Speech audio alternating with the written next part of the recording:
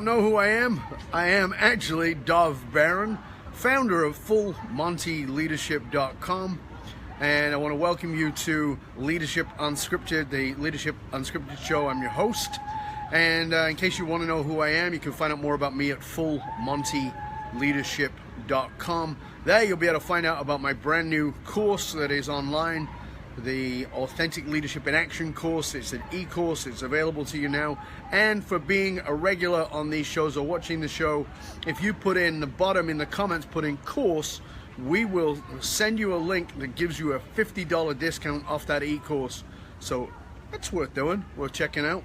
And of course, if you share the show with everybody, that also helps, and you give them an opportunity to also have that.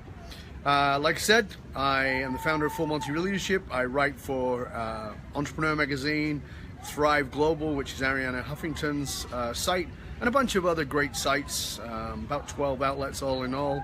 My podcast is Dov Baron's Leadership and Loyalty Show, and it is the #1 show for Fortune 500 listeners, listen to all over the world, and have some great, amazing guests, so might be worth checking that out on iTunes. I would highly recommend that. All right, let's jump into today's show. All right, so I want to ask you a question. Do you remember being at school, or maybe at school, or maybe somewhere else, reading in a book, magazine, whatever it was? For me, it was school. When somebody spoke about the future, what the future would be like. You know, there was these stories that I remember that I got told, is that we were going to only work if we wanted to. We wouldn't need to work, and that we would take little pills for meals, because there's of course no joy in eating. We'd take little pills for that, and we'd have our own personal robots, and of course our own jetpacks that would allow us to travel around. Any of you have any of those stories? I'm sure you do. But the future invariably doesn't quite come out the way we think it is. And there's one of the interesting things about getting older is that you kind of have this experience of not noticing change because it's incremental. That's not for me at my age, but for any of us. We don't notice change because it's incremental. It sort of ticks along, and we don't really notice it. And you've maybe had this experience where you've gone back to a place maybe where you used to live, and you suddenly go back in, and then you notice, wow, this is very different than I remember it. Or you notice, not only is it very different than you remember it, but also that it's kind of frozen in time, and you and everything else in the world seems to have moved on. And that change between the two places, it seems now very vast looking at it, but it didn't seem like that until you step back into time, until you step back into that old environment that revealed to you, oh my goodness, it's changed so dramatically. Things have changed dramatically, but again, incrementally. So they have changed dramatically over time, but there's a good chance that most of us don't even notice because there's increments of time. And I want to give you an example from some literature I was recently reading, and from an interview that I recently did that's coming up, and you're going to just love this interview. It's going to be on my show, Dov Baron's Leadership and Loyalty Tips on iTunes. However, one of the things that came up was how much the world has changed, and when was that tipping point where everything suddenly became very different. And the tipping point actually was 2007.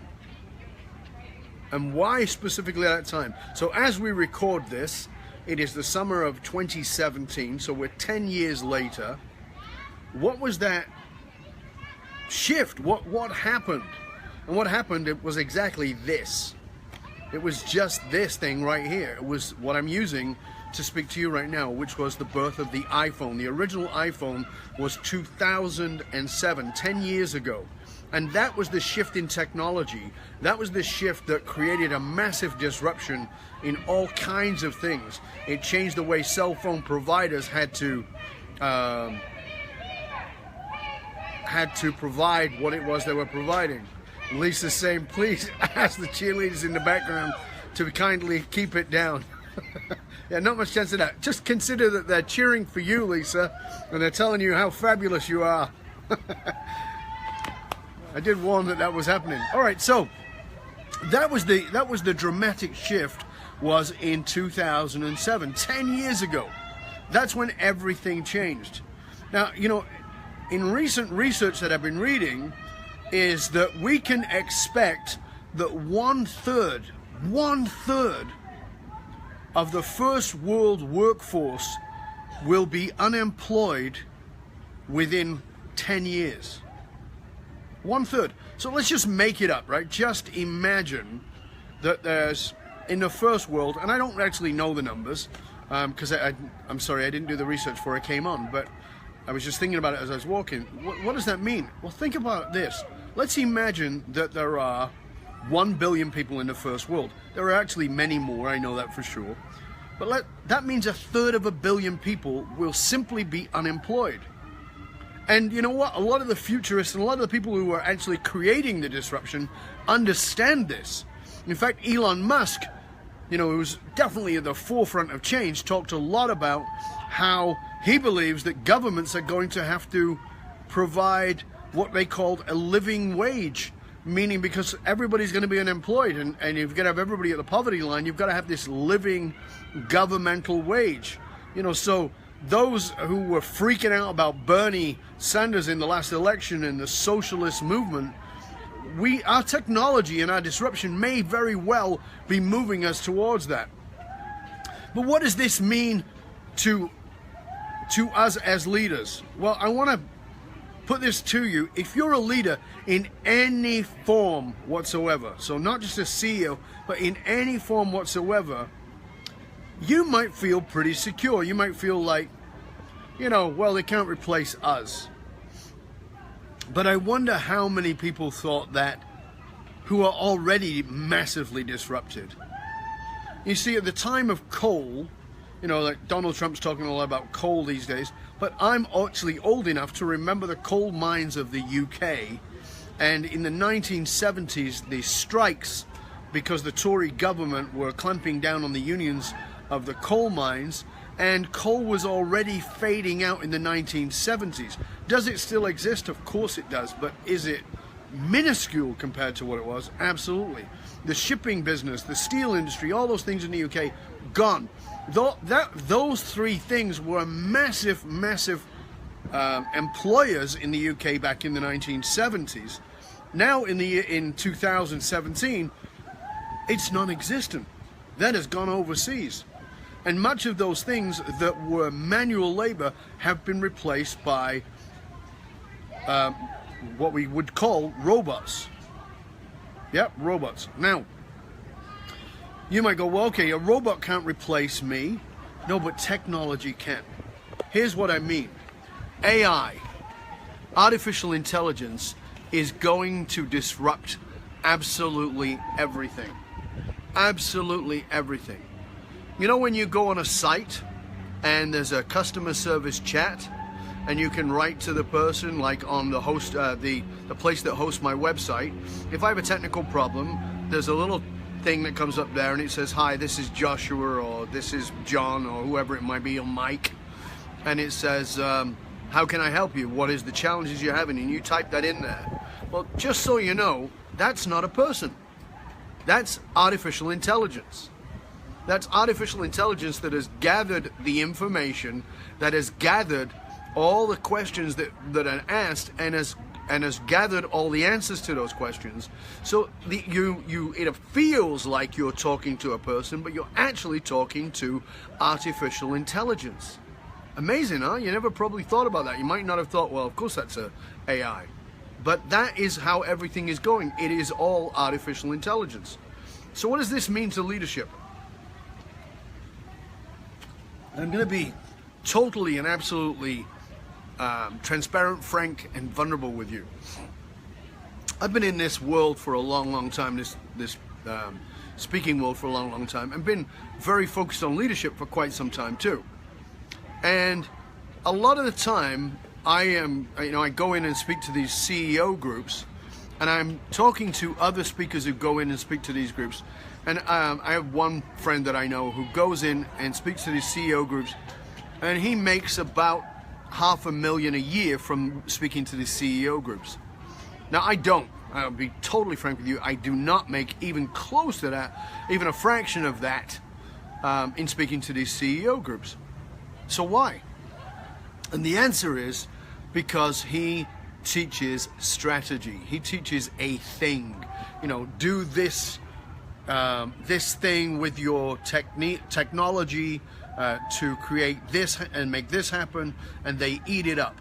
And the reason they eat it up is very simple. It's something they can pass off. It's something they don't have to do themselves, and it in no way challenges them to look at themselves in any way, shape, or form.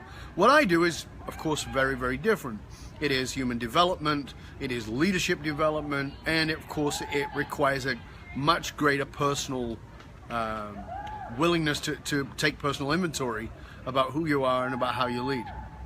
So this is very interesting. So now what I want to do is again, let's go back in time.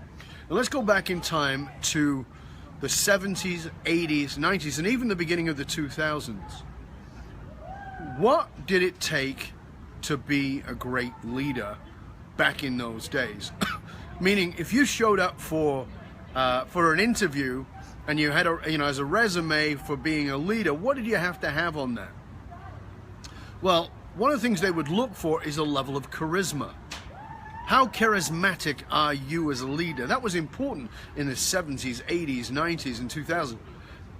You know, think of the leaders like Jack Welch and the Lee Iacocca's of the world. You know, these great CEOs who were written about, who did amazing things. And in those times, they were great leaders. But what was it based on? It was based on a level of charisma, and it was based on the ability to take command and control. Lee Iacocca, taken into Chrysler, turned it around. Jack Welch, brought up through the ranks of GE and turned it around. These guys had the ability to command and control and create rigid, hard, bottom line rules. That's what it was. To have bottom line rules.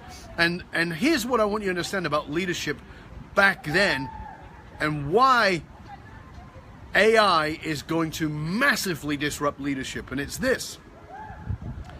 In those days, leadership was based on what you know and what you told people to do with what you know. So what I meant was, you as the leader, you had this amazing amount of knowledge, and you kept that knowledge and you kept it to yourself, and out of that knowledge you sort of doled it out in minuscule pieces. You allowed them to have a little bit of the knowledge. You sort of gave a little bit away at a time, and as you gave them that knowledge, as you shared that knowledge with them, then they would decide. Now you would decide how much of that they got, and then you would be in charge. You would determine how much of it they got, and it would allow you to have the power. It would allow you to have the strength. It would allow you to have all the control.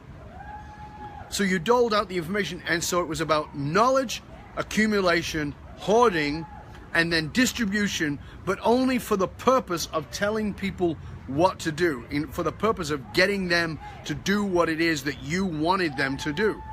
That, my friends, was leadership. That was what leadership was. In the old world, that's what leadership was. Has it changed? Dramatically. And that dramatic change is going to change the way you, as a leader, if you are the CEO of a company, if you're a high-level entrepreneur, it's going to change the way that you hire people like me, consultants, because what you're going to be bringing us in for is very different. So let me just tell you an example of this in the context of your own organization. Let's say in your company you have a HR department. HR, human resources. Human resources is about to become human development.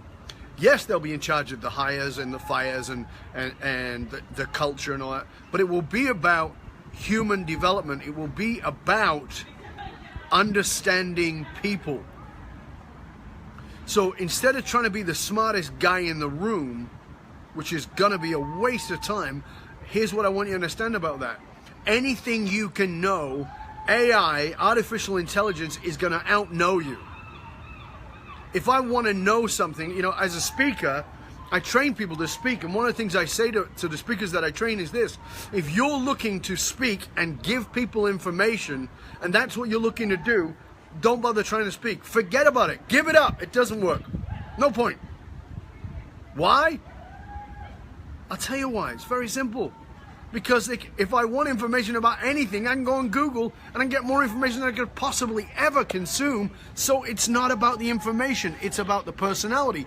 It's about the experience. It's about all the things that go into that allow us the humanity. So the key factor, the key shift in making you a great leader for tomorrow is going to be depending on you and your level of excellence at thinking, at being creative, and at your humanities, at the way that you can relate to other human beings and the way you can connect to other human beings. This is what you've got to grasp. It's not about what it used to be about. HR was always looked at as this low piece on the totem pole in the C-suite. And so they helped to build, unfortunately, they bunkered themselves in, they built their silos, they helped to build the silos, and they caused a lot of challenges just protecting their own jobs. Now, I'm not giving HR shit for this. I want you to understand, this is how that world has worked, but the disruption is coming, and it's called artificial intelligence. And you can think that it's kind of woo-woo, and you can think that it's kind of out there and somewhat futuristic. It is so close. It is at every possible turn, and you can never, ever know enough as a leader. It's not possible, because here's the news. Recently I read that within 2 years, now in 2017, within 2 years, a laptop will have the capacity that will outdo the human brain. 2 years! What are you going to do then? What are you going to do then? It's not going to be enough to know stuff. Lisa says, I'll show you my butt if you show me yours. Well, we're all going to have butts, but they're not going to be the ones that we read in the sci-fi books. Your butt is on your phone. It's already there. Ask Siri for something if you're on an iPhone. I can't remember what the other one is called. The Google one I think is Alexa. Ask them for something, they'll tell you. That's the first part of your robot. You're going to be wearing smart clothing. My shirt will tell me my heart rate. It will tell me whether I'm about to have a heart attack. It will tell me whether I need to eat more. My shoes are going to tell me whether I'm standing correctly. It is going to tell me whether I'm getting enough cardio. My fridge is going to send a message to my iPhone or to my device to tell me whether I should pick up milk or bread. And then it's going to tell me, well, don't bother picking it up. I already ordered it for you. It's going to be delivered, because now Amazon are in the grocery business, and that is just going to continue. So it's just going to be delivered. Is this what, are you getting this? AI is going to change everything. It's already in process, but you don't notice it because it's incremental. It's tiny little changes every single day. For those of us who are over 50, we can remember, some of us, I can remember getting paid and there was cash in an envelope. That was I was paid my salary. Cash in an envelope. How many of you are paid like that now? And by the way, I'm not talking about paying you under the table. I'm talking about that was an official job. So we're not talking about getting paid cash in order to avoid the taxes. This was inside the envelope was my cash and a pay slip that told me how much tax was taken. That change didn't happen overnight. It was incremental. This is what I'm trying to have you grasp. That these vast changes, you can only see them when you're 5, 10, 20 years out. but you're already in the process of that. And so if you think that you can't be replaced, I got news for you. You're already being replaced. So what you've got to do is you've got to constantly stay connected to upgrading your skills and your talent, but the ones that you've got to upgrade most is your humanity. That's the one you got to go after, is your humanity, your human development, your ability to connect with others. Because as we get more and more and more technology, people will become less and less adept at being able to communicate and connect with other people. You know this. You walk down the street, you sit on the bus, and you see people like this, that, you know, their heads down, they're looking at their iPhone. We've all seen that. We've all had that experience where we're not actually connecting with human beings anymore. I remember sitting on the bus and people were hiding behind newspapers and we made fun of them. Now everybody is hiding inside of an iPhone or hiding inside of a device. That didn't happen overnight. It was incremental, but it started at a point, and it's the same with this. Money is gone. How often do you actually use cash anymore? How often do you actually use cash anymore? I know I use it occasionally, but not much. It's gone. 1989, I was speaking on where we were going and saying we're headed to a cashless society.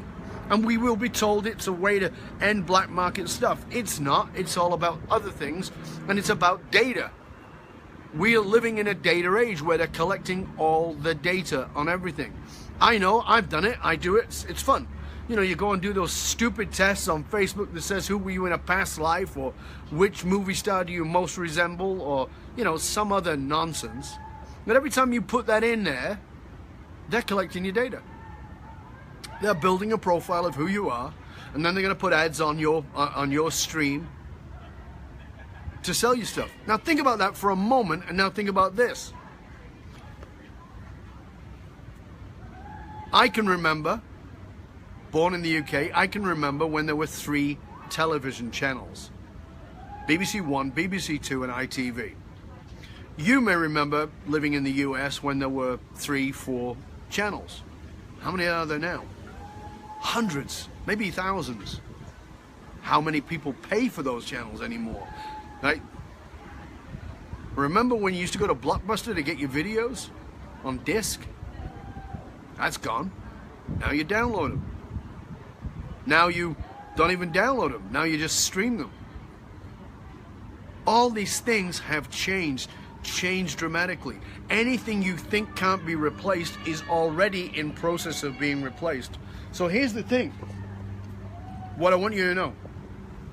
If you are a CEO, if you are a leader, if you are at that top echelon, you need me. You need people like me who can show you how to be a better communicator, who can show you how to be better at leadership from the humanity side. And if you think that you don't, well, you know, that's a bit soft for me, that's a bit of the soft skill stuff, I'm not really that kind of leader, I got news for you. You are in big trouble. It's all over, baby. Because now it's no longer about hoarding information, doling out information, command and control. It's already dead. That was leadership 2.0. We're now in 3.0, and that is the humanity side. So upgrade your skills. You want to be a great leader? Better know yourself first. That's the number one. The number one strategy for being a better leader is knowing yourself and knowing how to connect with others. The idea of emotional intelligence is going to grow through the roof. You better get on it. And when you do, you're going to be a leader that is going to stand out and grow and develop and develop the teams and the strategies in ways that you'd never even considered before. But you've got to be on that cutting edge. And that cutting edge is now in the soft skills, not the hard skills. Did you get that? The cutting edge is now in the soft skills, not the hard skills. And that's why we say at the end of every one of my shows on iTunes is Full Monty Leadership, giving you the concrete soft skills you need to get you to the top and keep you there. Soft skills are going to be the most valuable asset you could possibly have. Work on yourself. As Lisa says, soft like butter. So this is it. That's the end of our show for today. I hope you got a lot out of that. I hope you can really take a look at that. I just want to do a quick review and help you understand. And the understanding is this. So it's a quick sort of review. Is hard skills that you've been working on very important? Are they enough? No. Soft skills are going to be needed more than anything in your arsenal. Leadership in the form that it was about collecting information, having that information, hoarding that information, and then doling it out a little bit at a time. But doing that, it's gone. It's over. It's part of the command and control. It's over. You can't do that anymore. Remember that change is taking place massively, but you don't notice it because it comes incrementally. Again, nobody had a phone like this one that I'm recording this on just 10 years ago. I'm now holding a computer in my hand. When I was a kid, I used to watch a show called A Man from U.N.C.L.E. There was a movie made about it with recently, and I remember the TV show. There was these big whirling computers in the background, and I read recently that that computer had 1/10. That was supposed to be the CIA computer, and that computer had 1/10 of the ability of the computer inside my iPhone right now. Massive changes have taken place in the last 5, 10, 20 years, but you didn't notice them because they were incremental. If you think that you can backslide on this, forget about it. You better get on technology, number one. Number two is the only way for you to stay relevant is to develop your soft skills. Soft skills are the new bottom line. My name is Dov Baron, FullMontyLeadership.com. I want to thank you for being on the show. I want to thank Lisa for all of her fabulous comments, for Christy and Lisa and the other Lisa who jumped in too, and anybody who came on. If you want to leave your comments and your feedback, I always welcome those. I'm happy to have them. Hope you found this valuable. And again, if you want to know about my brand new e-course on authentic leadership in action, which of course is it really very much focuses on what I've been talking about here and takes you deeper into the humanity side of authentic leadership in action. When you go into the comments, just put course and we will contact you. We will give you a direct link that will give you $50 off that course. That's pretty cool. So, Dov Baron, Full Monty Leadership, saying stay curious, my friend. Stay curious about upgrading your soft skills for the new bottom line. Till next time, this is Dov Baron, and I am out.